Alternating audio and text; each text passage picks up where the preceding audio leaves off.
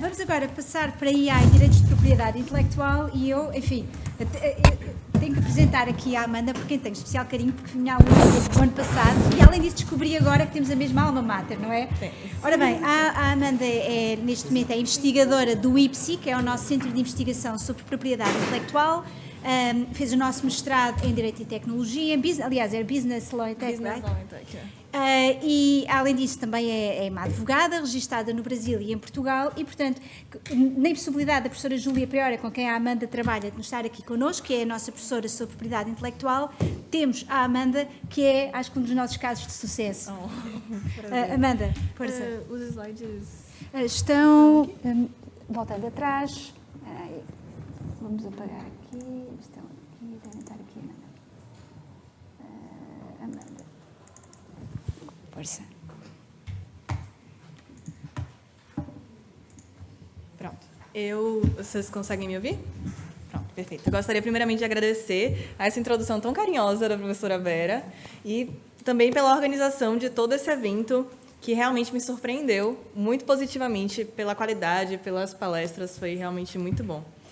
E pelo prazer de estar aqui hoje apresentando para vocês sobre a propriedade intelectual e a inteligência artificial.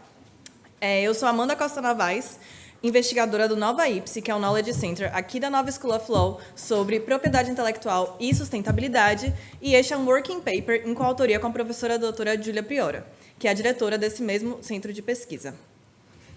Bom, eu vou começar essa apresentação falando o óbvio. A IA, ela é uma tecnologia. Quando olhamos detalhadamente, podemos ver todas as características das tecnologias do século XX, modelo de negócios, software, big data e uma estratégia de marketing. O que podemos ver aqui como diferenciador é uma capacidade de descentralizar o poder de decisão humano. E esse poder de decisão humano, muitas vezes, é ligado a uma capacidade de criar, de inventar, de criar coisas novas.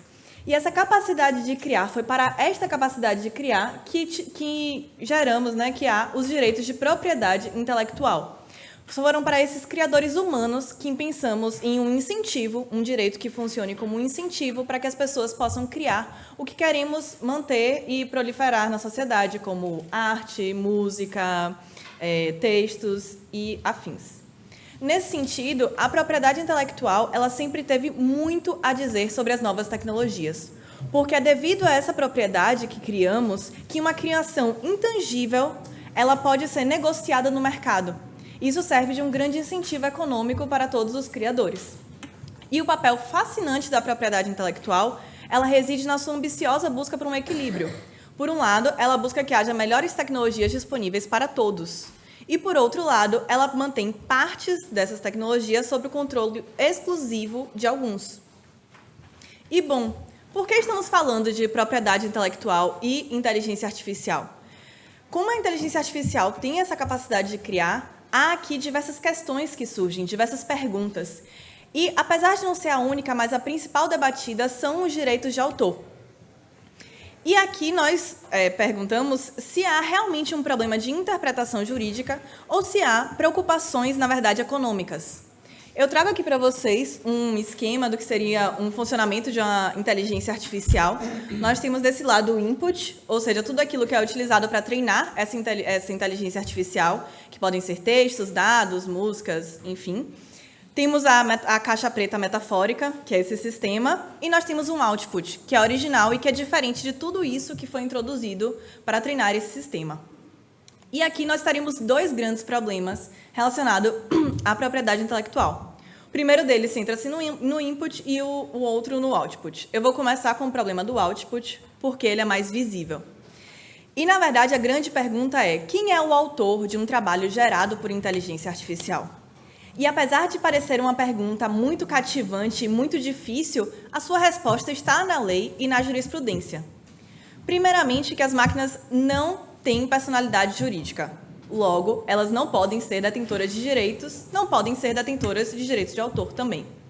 Nós ficamos com duas opções: ou a pessoa humana, ou é uma criação em domínio público, ou seja, ninguém tem direitos exclusivos sobre elas, todos podem utilizá-la livremente.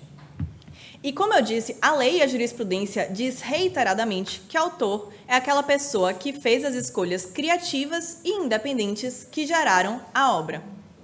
Bom, no caso da inteligência artificial, essas escolhas podem ser escrever um unicórnio dando piruetas no estilo Van Gogh e receber da máquina essas imagens. Enquanto que antigamente eu teria que passar anos da minha vida aprendendo a pintar, a desenhar, a imitar um estilo de pintura, hoje em dia eu tenho essas mesmas artes digitais em apenas alguns segundos.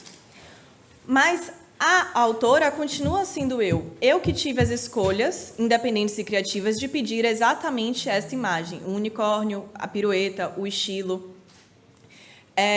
O que muda aqui é o meio, a forma em que foi criada. Da mesma forma que antigamente eu teria que pintar uma imagem com pincel, depois eu poderia passar a tirar uma foto com a máquina analógica, tirar uma foto com a máquina digital. Hoje em dia eu posso criar uma arte com a inteligência artificial.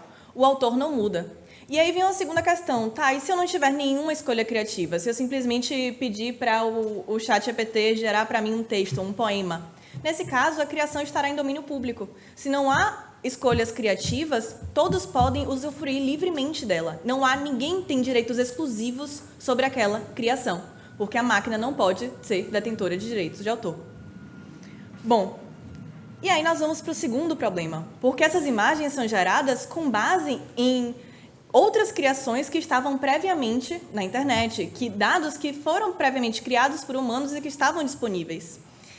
E esses dados, segundo problema, o problema do input, ou seja, estamos no começo, do sistema, esse problema tem gerado diversas greves, manifestações nos Estados Unidos, processos.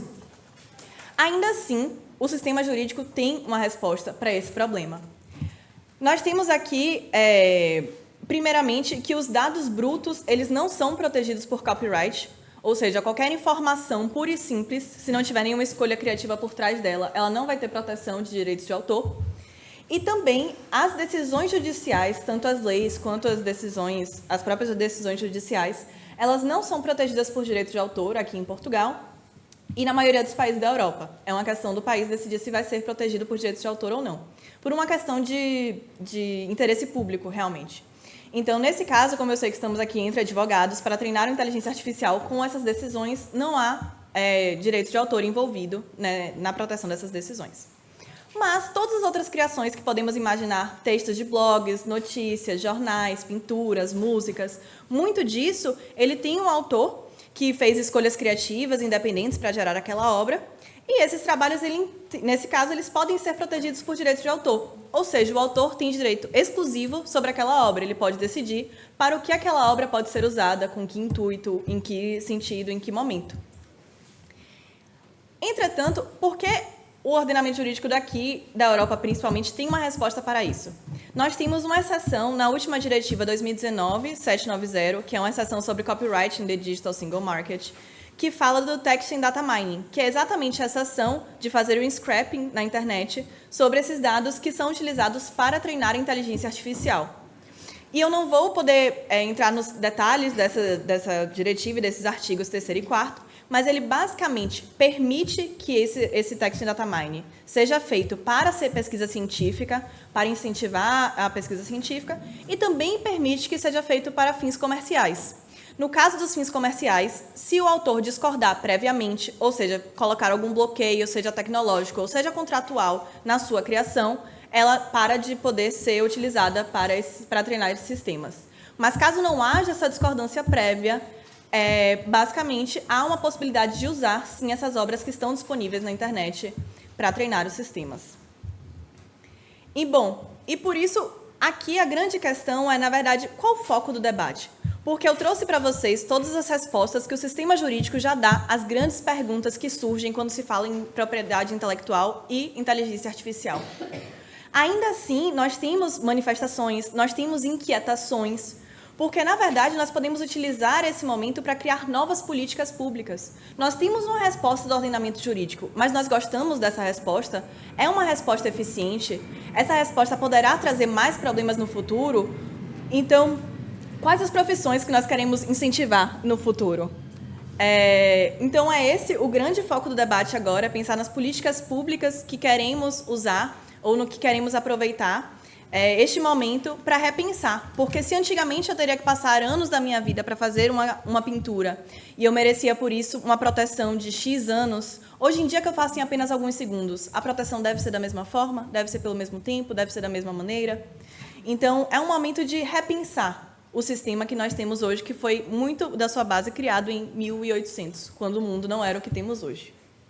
Então, é isso. Eu gostaria de agradecer a vocês pela atenção e dizer que aqui está a minha rede social e do Nova Ipse também nós temos trainings e aprofundamos nesse assunto, caso estejam interessados. Muito obrigada.